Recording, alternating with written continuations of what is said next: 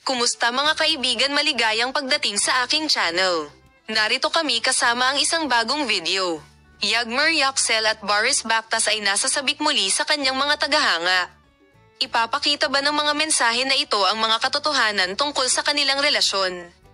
Yagmer Yaxel at Boris Bakhtas huling minuto news ay ang agenda. Sa oras na ito ang paksa ay hindi lamang tungkol sa kanilang kamanghamanghang bukas na mga pananaw, kundi pati na rin tungkol sa mga leak na espesyal na pag-uusap. Kamakailan lamang, ang mga screenshot ng mga pribadong mensahe na sinasabing sa pagitan ng Yagmer at Kapayapaan ay nagsimulang mag-ikot sa internet. Ang mga mensahe ay puno ng mga personal na biro at mapagmahal na mga salita. Ginawa nitong mas maraming mga tagahanga na maniwala na maaaring sila ay higit pa sa mga kaibigan. Ang isa sa mga mensahe ng ulan ay sinasabing ganito: "Kahit gaano kahirap ang araw, lagi mo akong napangiti. Hindi ko alam kung ano ang gagawin ko kung hindi ka." Ang sagot ni Boris ay ang iyong kaligayahan ay nagkakahalaga ng mundo para sa akin. Palagi akong makakasama.